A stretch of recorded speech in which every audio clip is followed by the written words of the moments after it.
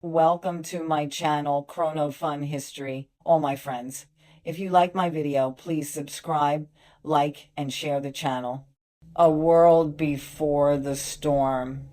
Imagine the 13 colonies in the early 1700s, stretching from the rocky shores of Massachusetts to the warm tobacco fields of Virginia, down to the swampy marshes of Georgia. The people here still called themselves British subjects, proud of their king across the ocean.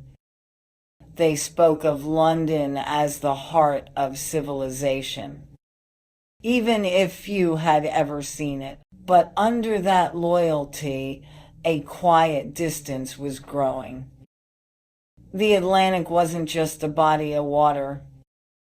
It was an emotional divide. Generations of colonists were being born who had never seen Britain, never walked its cobblestone streets. Their home was America, wild, new, alive. They were independent by necessity. The frontier didn't care about royal decrees. It cared about survival. In every cabin, every small town meeting, the idea of self-reliance grew stronger. When a local problem arose, colonists didn't write to London. They fixed it themselves. And so, slowly, people who believed in their own judgment began to see how far away the king really was. Money, power, and the price of empire. Empires, however, run on money, and the British Empire had just finished an expensive fight. The 7 Years' War, called the French and Indian War in America. It had been brutal. Britain won, yes, pushing France out of most of North America. But victory came with a staggering cost. Over £130 million in debt. So Parliament looked at the map and thought, we fought this war to protect those colonists. Surely they should help pay for it. And that's where the trouble began. First came the Sugar Act of 1764, a tax on sugar and molasses imported into the colonies. Then, a year later, the Stamp Act, requiring every legal document, newspaper, or playing card to bear an official stamp bought from the crown. For the first time, taxes weren't just hidden in the cost of goods. They were in your face. When a colonist went to print a newspaper or buy a deck of cards, they saw the mark of royal authority, and it made their blood boil. To them, it wasn't just about money, it was about principle. They argued that Parliament had no right to tax people who had no representatives in it. Thus was born the rallying cry, no taxation without representation. In Britain, officials brushed off the complaints. They saw it as childish. After all, the colonies were British subjects. But the colonists weren't just protesting taxes. They were defending their growing sense of identity. Protests, boycotts, and a new American spirit. In 1765, as the Stamp Act went into effect, the colonies erupted. Mobs gathered in Boston and New York, hanging effigies of tax collectors and burning them in the streets. A group of fiery patriots calling themselves the Sons of Liberty led the charge. They didn't have social media, but they had taverns. And in those smoky, crowded rooms, news spread faster than any tweet today. Meetings turned into boycotts.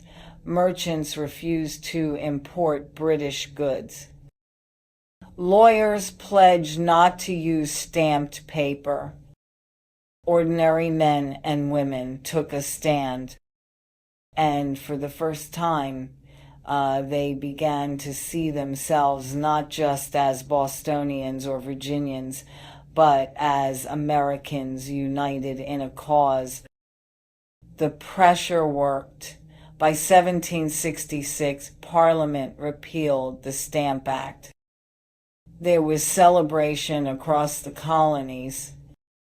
Bells rang, crowds cheered, toasts were raised to the king.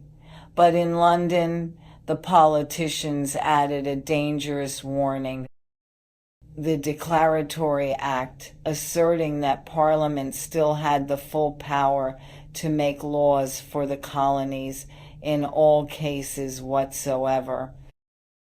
In other words, we can still tell you what to do. The tea that changed everything. Over the next few years, tension simmered like a pot left on the fire. There were more taxes on glass, paper, paint, and tea. Each time, resistance grew stronger. Then came the Tea Act of 1773. It wasn't even a new tax, it was a bailout. The British East India Company was drowning in unsold tea, and the government decided to help by letting the company sell directly to the colonies, cheaper than local merchants could. But the colonists saw it as a trap. Cheap tea meant accepting the tax that came with it, and thus accepting Parliament's right to rule them. So in Boston, on a cold December night, men disguised as Mohawk Indians boarded 3 ships and dumped 342 chests of tea into the harbor. The salty water turned brown. The air smelled of rebellion. It wasn't just vandalism. It was a message. We will not drink your tea. We will not obey your taxes. We are done being silent. Britain strikes back. The reaction in London was swift and furious. King George III and Parliament decided to make an example out of Massachusetts. They passed what the colonists called the Intolerable Acts, closing Boston's port, dissolving local government, and sending more British troops to enforce the king's will. But rather than isolate Massachusetts, it united the colonies. In 1774, delegates from 12 colonies met in Philadelphia for the First Continental Congress. For many, it was the first time they'd sat together as equals, sharing fears, hopes, and the idea that maybe, just maybe, they could stand against Britain. Some still wanted peace. Others whispered the word independence. Letters from that time show how fragile the moment was. John Adams wrote to his wife Abigail, "We are in the very midst of a revolution, the most complete, unexpected, and remarkable of any in the history of nations. The Congress agreed to boycott British goods again and prepare local militias, just in case. Across the countryside, men began drilling with muskets in open fields. They called themselves Minutemen, ready to fight at a minute's notice. The spark at Lexington and Concord, spring 1775. The British decided to seize colonial weapons stored in Concord, Massachusetts. As redcoats marched from Boston, riders spread the alarm through the night. One of them, Paul Revere, galloped through the darkness shouting, "The British are coming." At dawn on April 19, British troops met a small band of Minutemen on the green at Lexington. No one knows who fired first, but a single shot cracked through the morning air. That bullet, the shot heard round the world, changed everything. By the end of the day, fighting had spread to Concord. The British, under fire from farmers and shopkeepers, retreated back to Boston, leaving nearly 300 casualties behind.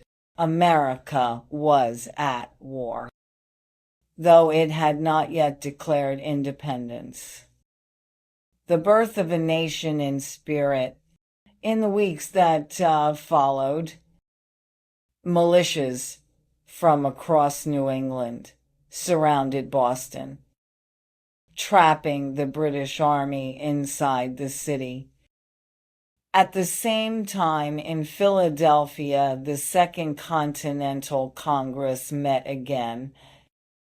Among them were George Washington, Benjamin Franklin, John Adams, and Thomas Jefferson. Names that would soon be written into history. They still hoped for peace, but now peace seemed like a distant dream. Washington was appointed commander-in-chief of the new Continental Army. The colonies began to act not as scattered provinces, but as one people.